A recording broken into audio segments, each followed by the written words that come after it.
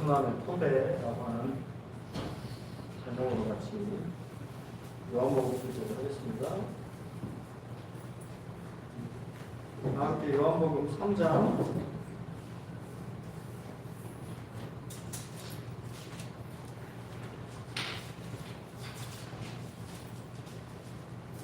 12절로 19절 다 찾으셨죠?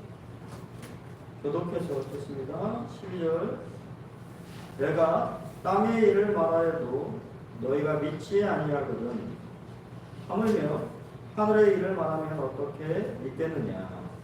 하늘에서 내려온 자 곧 인자에게는 하늘에 올라간 자가 없느니라. 모세가 광야에서 뱀을 든 것 같이 인자도 들려야 하리니 이는 그를 믿는 자마다 영생을 얻게 하시는 것입니다. 하나님이 세상을 이처럼 사랑하사 독생자를 주셨으니 이는 그를 믿는 자마다 멸망하지 않고 영생을 얻게 하려 하심이라.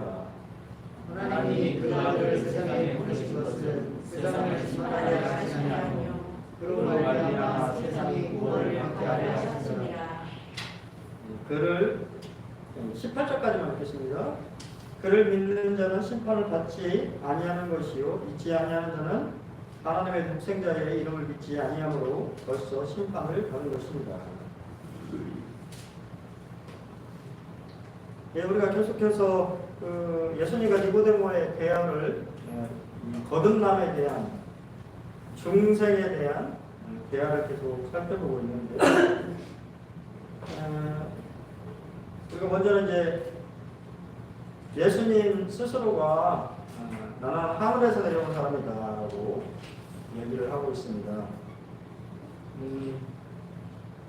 12절을 보면 예수님께서 니고데모와 땅의 일에 대해서 얘기를 하셨어요. 그러니까 진리를 이 땅에 속해 있는 니고데모가 알아듣기 쉽게 땅의 일을 비유로 이제 설명하신 거죠. 그게 뭐냐면 태어나는 것, 그죠?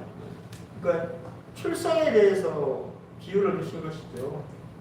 거듭남은 2번 나는 것이다라고 말씀하시면서 태어나는 것에 대해서 우리가 알지 않느냐. 그래서 그것을 사람은 한 번 태어나지만 또 동일하게 2번 태어나야 된다. 근데 어떻게 태어나느냐? 위로부터 태어나야 된다. 너는 땅에서 태어났고 이제 하늘에서부터 태어나야 된다. 이제 그것을 우리가 어떻게 이제 알 수 있느냐? 성령님을 통해서 물과 성령으로 거듭나지 아니하면 하나님의 나라에 들어갈 수 없다. 그러면 성령님은 어떻게 이게 알 수가 있느냐? 바람 부는 현상을 통해서 우리가 알 수 있지 않느냐.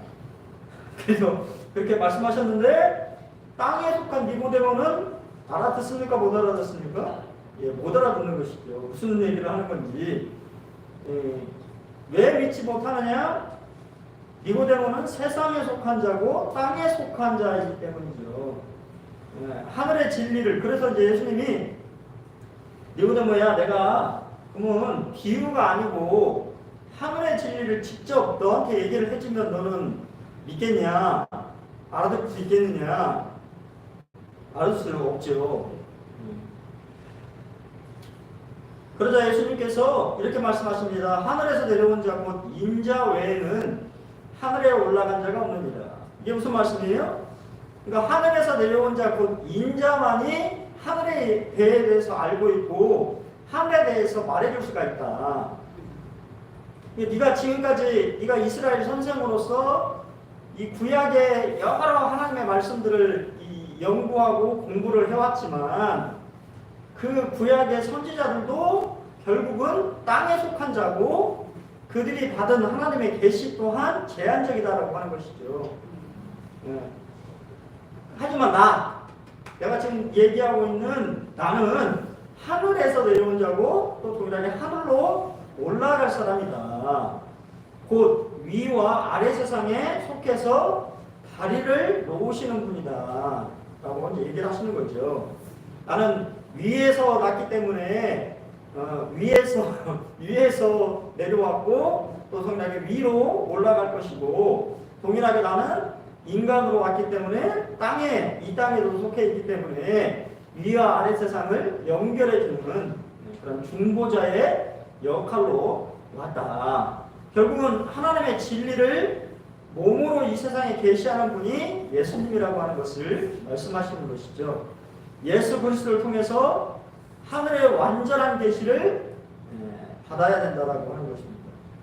이건 상당히 중요한 얘기를 말하는 것이죠. 왜냐하면 신천지는 이 예수 말고 다른 또 이 계시가 필요하다고 얘기하잖아요. 그죠? 예수가 이제 예수님이 하는 거와 거기에 더해서 마찬가지로 몰몬교도 마찬가지거든요. 몰몬교도 이 하나님의 그런 말씀들을 믿는다라고 말하면서 그 계시가 불완전하기 때문에 그 다른 계시가 또 있다. 그게 이제 몰몬교 그들이 믿는 그 사람의 마지막 계시를 또 받았다고 얘기를 하는 것이잖아요. 신천지는 보혜사 성령, 그죠? 또 다른 이 보혜사가 와서 너희들이 알려줄 텐데 그게 이제 이만이라고 얘기하는 거잖아요. 그러니까 이제 예수님이 완전한 계시를 전하는 분이라고 하는 것을 우리가 이제 믿지 않으면 거기서부터 이단이 이제 되는 것이죠. 결국은 이것이 무엇이냐? 위에서부터 새롭게 나는 방식이다. 거듭나는 것은 결국은 하늘에서 내려온 예수님의 완전한 계시를 통해서만 거듭날 수가 있다. 그 얘기죠. 좀 말이 어렵게 썼지만 그런 말입니다. 근데 그 하늘에서 내려온 자가 어떻게 해야 된다? 죽어야만 한다. 이게 이제 거듭남의 아주 중요한 토대가 되는 것이지요. 예수님은 자신이 하늘에서 내려온 인자, 하늘에서 내려온 자고, 하지만 그 하늘에서 내려온 자가 죽어야만이 인생의 구원과 영생과 거듭남이 있을 수 있다라고 하는 것을 말해주고 있습니다.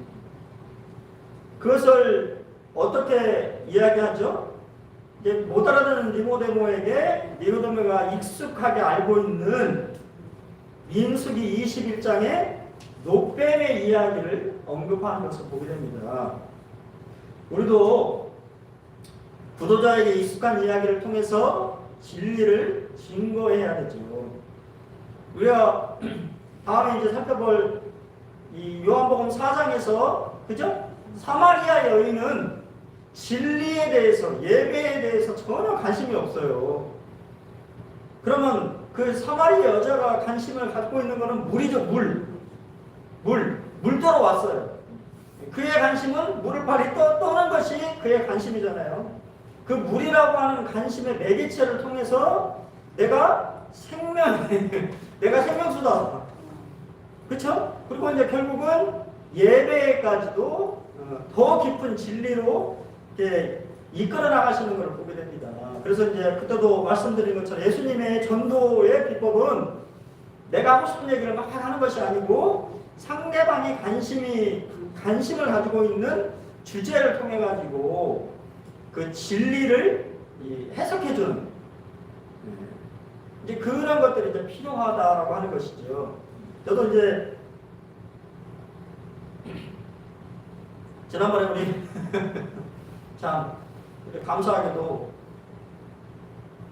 우리 이제 책이란 모치님 보험전화로 갔는데 문득 그렇게 이게 요새 이제 코로나 백신 이게 상당히 중요하잖아요. 그래서 백신 아마 우리 모치님도 백신에 대해서 좀 이렇게 많이 두려워하고 자기가 이제 심장이 벌렁벌렁하고 하니까 그래서 이제 그 백신을 통해 가지고 복음을 같이 이렇게 전했더만 모치님이 잘 알아듣고 잘 쉽게 이해하는 것들을 보게 되었습니다. 그러니까 결국은 구도자가 좀 익숙한 주제를 가지고 진리를 이야기를 하는 것이 상당히 필요하다. 뭐 어떻게든 간에 13절에서 예수님이 이제 올라간다, 그죠? 내가 하늘에서 내려온 자고 다시 하늘로 올라갈 것이다 라고 하는 것과 14절에 들려야 한다라고는 같은 말입니다. 동의어죠. 그러면 어떻게 예수님이 올라가느냐? 모세가 광야에서 뱀을 든 것 같이 인자도 들려야 한다. 근데 여기 들린다라고 하는 말은 이중 의미를 담고 있다고 합니다. 두 가지 뜻을 담고 있는데, 첫 번째는 십자가에 달린다라고 하는 뜻이에요. 요한복음 8장 28절을 보면 인자를 든 후에, 요한복음 12장 32절로 33절에 내가 땅에서 들리면 모든 사람을 내게로 이끌어내노라 하시니, 이렇게 말씀하시는 자기가 어떠한 죽음으로 죽을 것을 보이심이로라라고 해서, 결국은 이 들린다, 땅에서 들린다라고 하는 것은 예수님이 십자가에 달려 죽으실 것을 의미하는 것이죠. 첫 번째. 그리고 두 번째는 영광스럽게 되다라고 하는 것이에요. 요한복음 12장 23절에 보면 예수께서 대답하여 이르시되 인자가 영광을 얻을 때가 왔도다.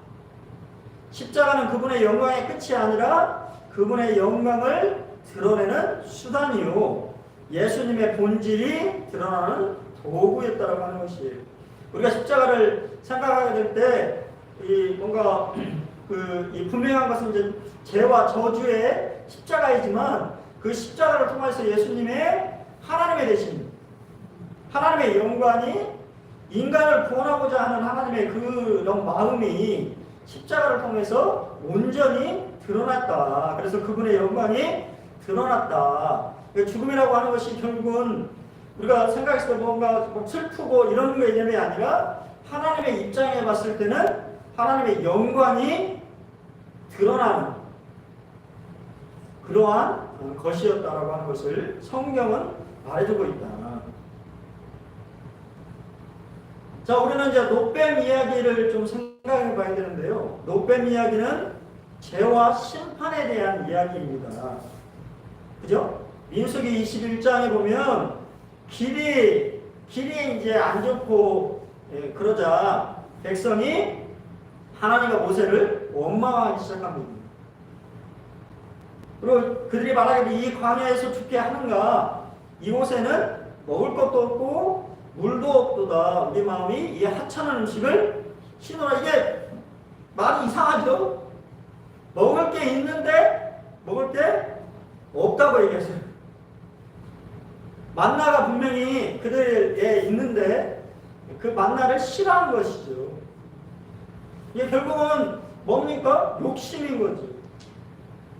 맞습니까? 더 자기 입맛에 맞는, 그러니까 예전에 자기네들이 맛봤던 이집트의 부추, 뭐 양파, 이런 것들이 실제적으로 그렇더라고요. 저도 보면 사람이 인이 배긴다고 하잖아요. 저도 가끔 이제 막 이렇게 짜장면을 막 좋아하지는 않는데 안 먹으면 이 생각이 나요. 인이 배겨 있는 거예요.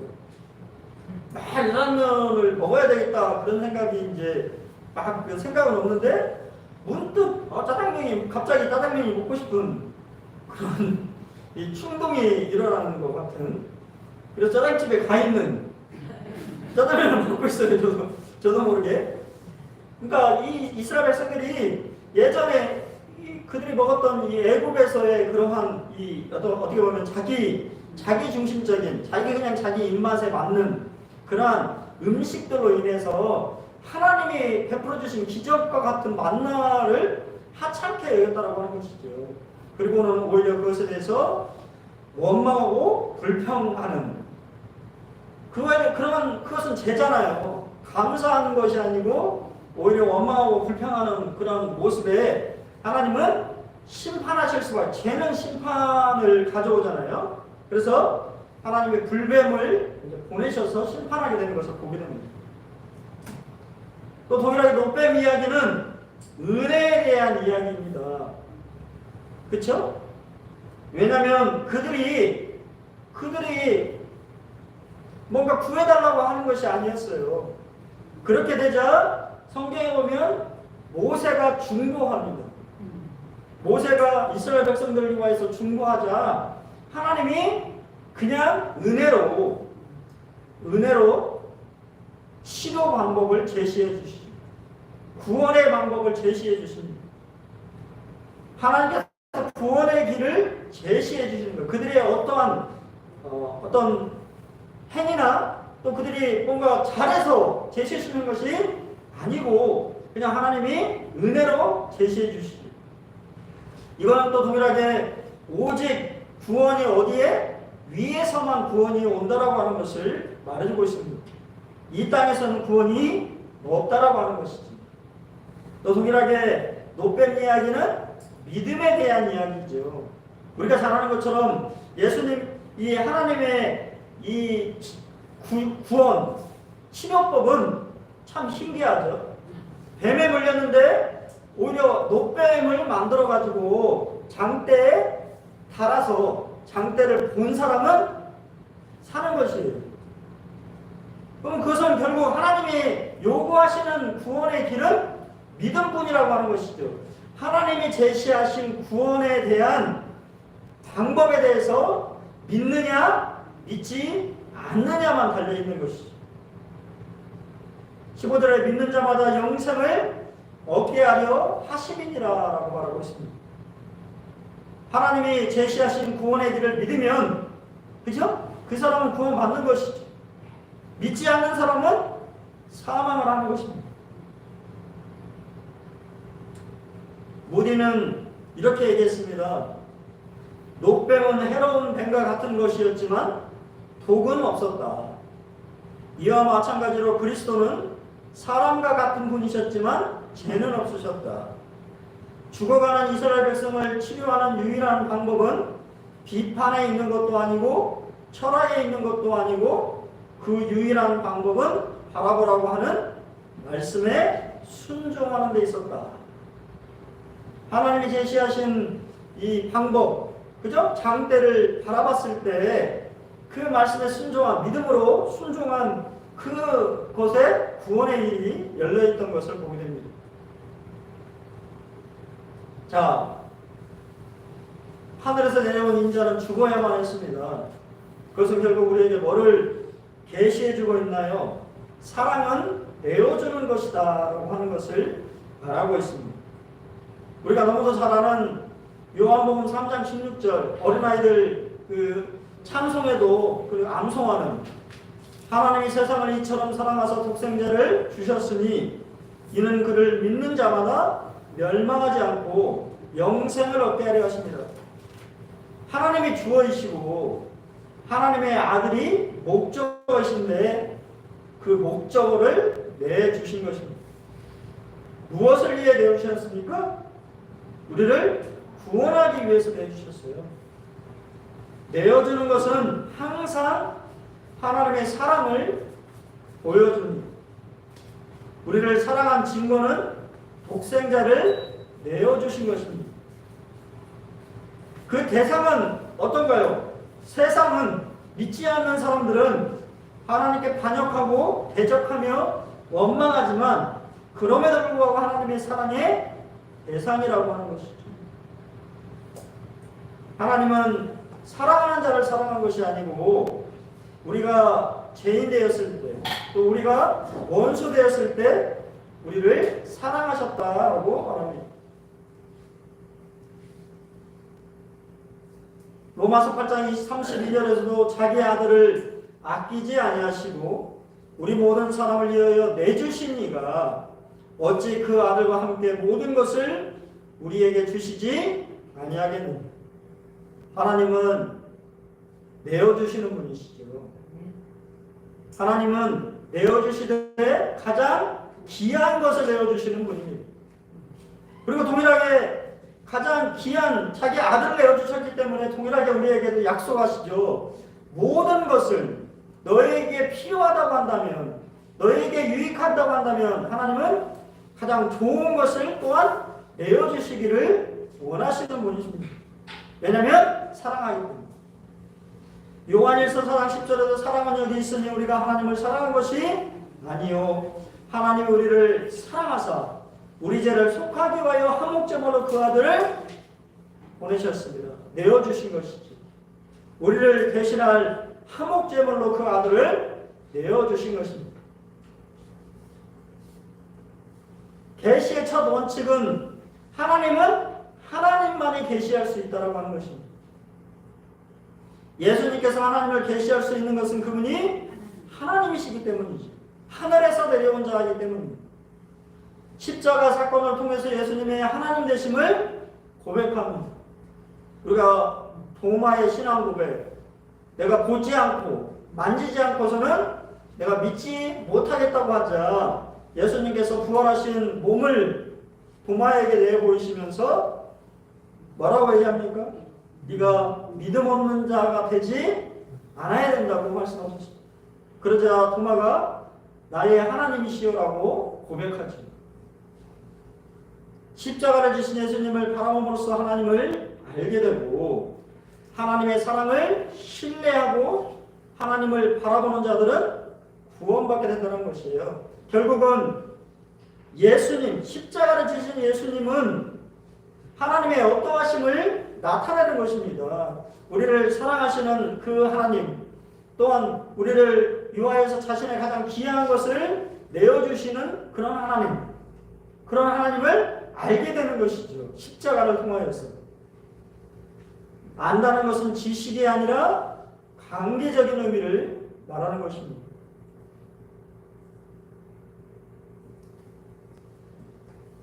네 번째, 구원하기 위해서 아들을 내보내셨습니다. 3장 17절에 하나님이 그 아들을 세상에 보내신 것은 세상을 심판하려 하심이 아니라 그로 말미암아 세상의 구원을 받게 하려 하심이라고 말합니다. 하나님은 세상을 우리를 구원하시기 위해서 그 아들을 내보내셨어요. 유대 미시나 데아코트 5장 5절에 보면 보냄을 받은 자는 보낸 자와 같다라고 말하고 있습니다. 보냄을 받은 자는 주인의 전권을 행사하는 자입니다. 아들을 보낸 목적은 하나님의 계시와 구원을 위해서입니다. 이 목적이 바로 들림받는 사건, 십자가에 달리신 사건이라고 하는 것이에요. 십자가에 달리신 사건을 통하여서 하나님의 어떠하심을 나타내시고 또한 그 사건을 통해서 우리를 구원하시는 것입니다. 즉 구원의 행위가 십자가에서 일어났다고 하는 것입니다. 예수님은 심판, 정죄하러 오신 것이 아니라 구원하러 오신 것입니다. 그것이 바로 하나님의 뜻입니다.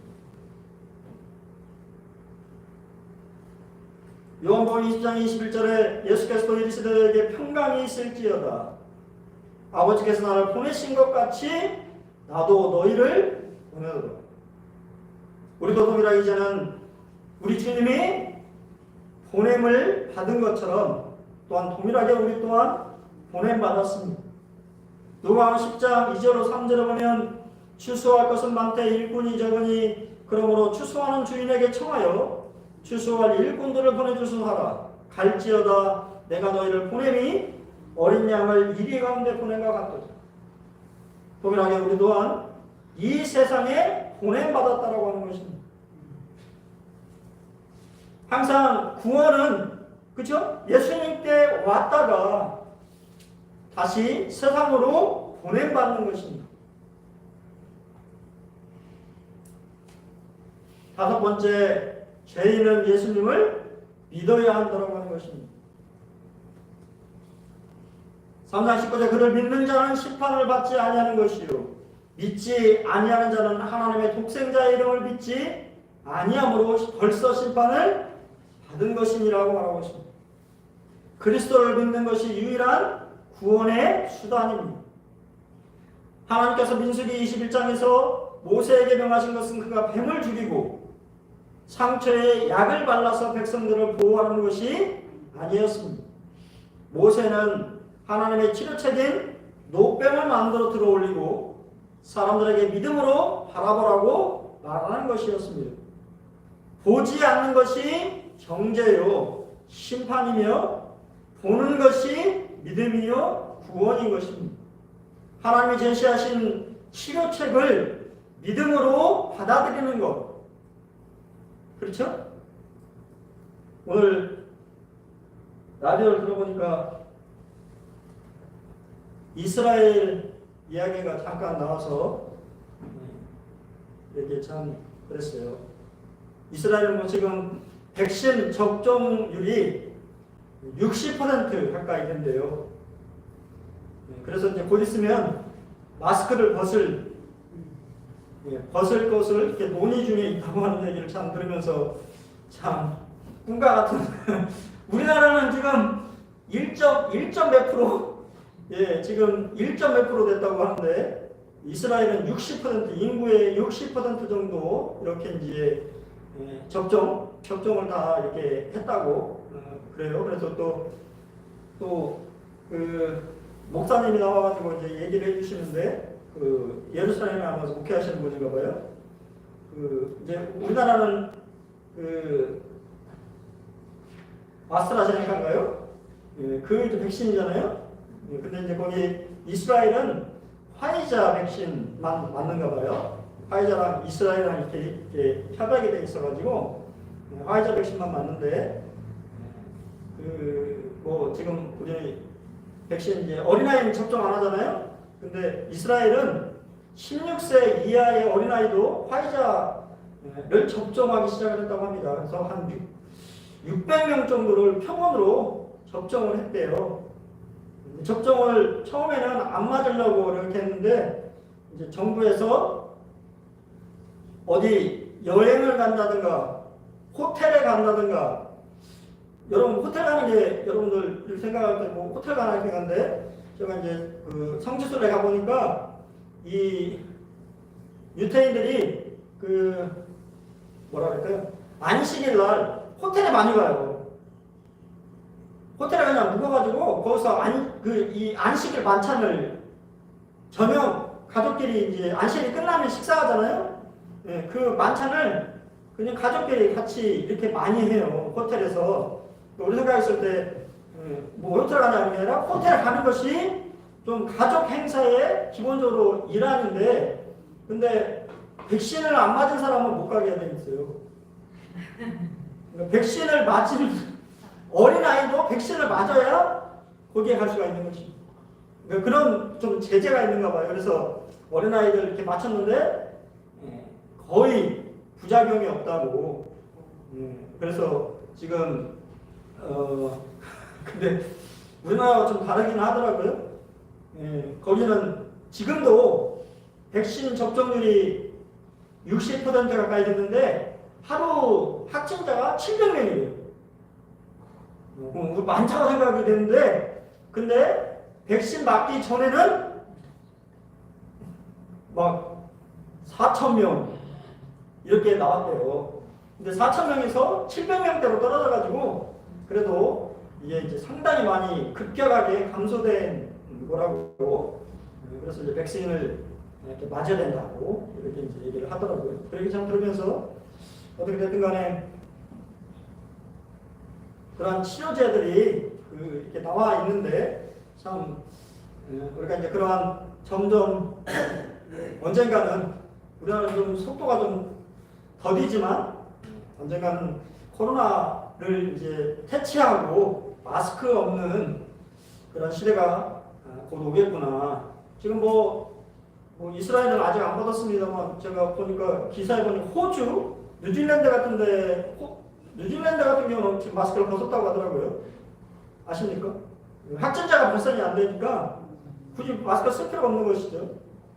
그래서 벗었다고 하는 얘기를 이제 이렇게 들었었는데 하루빨리 마스크 없는 그런 세상이 왔으면 좋겠습니다. 예수님의 십자가 사건을 믿음으로 바라보고 구원받는 자가 있는가 하면 예수가 죄인이라고 정죄하는 자도 있었습니다. 그들은 믿지 않음으로 벌써 심판을 받은 것입니다. 그 대표적인 예가 로마 총독 빌라도, 유대의 제사장들, 바리새인들, 사두개인들, 또한 유태인들. 하지만 그런 사람들 중에서도 동일하게 로마의 백부장은 구원받게 됐죠. 누가복음 23장 41절에 보면 백부장이 그 된 일을 보고 하나님께 영광을 돌려 이르되 이 사람은 정녕 의인이었도다. 동일한 사건을 바라보고 있지만 어떤 사람은 구원받기도 하고 또 대다수의 사람들은 구원받지 못하고 오히려 심판받는, 이미 정죄받는 가운데 놓이게 되는 것을 보게 됩니다. 이러한 현상은 항상 일어납니다. 예수님의 십자가의 복음이 선포되는 곳에는 항상 어떤 사람은 예수님이 하나님의 계시자라는 사실을 깨닫고 구원받는가 하면, 어떠한 사람은 그것은 아무것도 아니다, 어리석음이, 미련함이라고 정죄하며 십자가의 복음이 그들에게 걸림돌이 됩니다. 복음이 선포되는 곳에는 항상 분리가 있습니다. 거짓과 참, 옳음과 그릇됨, 구원과 심판의 분리가 있습니다. 구원받지 못하는 자들은 스스로 거절하는 것입니다. 하나님은 이미 치료책을 제시해 주셨지만 그 치료책을 믿음으로 받아들이지 않는 사람들은 결국은 스스로 거절하는 것이요, 결국 하나님의 심판이 그들에게 이미 임한 것입니다. 심판에, 그쵸? 성경에 말하는 것처럼 이 그들의 머리에 이 화로를, 심판을 사실은 머리에 쓰고 있는 것입니다. 에스겔서 2장 5절에 보면 그들은 패역한 족속이라, 그들이 듣든지 아니 듣든지 그들 가운데 선지자가 있음을 알지니라. 에스겔서 2장 7절에 그들은 심히 패역한 자라, 그들이 듣든지 아니 듣든지 너는 내 말로 고할지어다. 에스겔 3장 11절에 사로잡힌 내 민족에게 가서 그들이 듣든지 아니 듣든지 그들에게 고하여 이르기를 주 여호와의 말씀이 이러하시다 하라.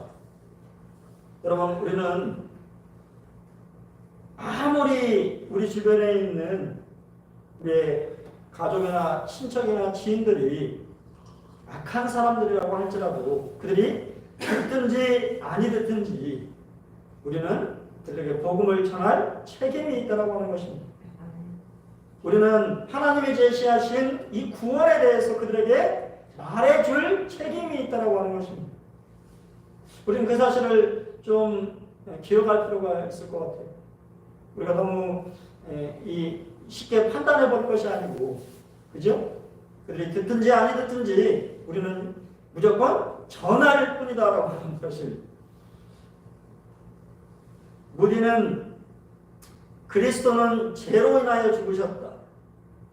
신자는 죄에 대하여 죽는다. 불신자는 죄 안에서 죽는다. 불신자들이 죄 안에서 죽지 않고, 그죠? 죄 없이 죄에 대하여 죽는 그런 구원의 역사가 일어날 수 있도록 우리의 책임들을 좀 잘 감당할 필요가 있을 것 같습니다.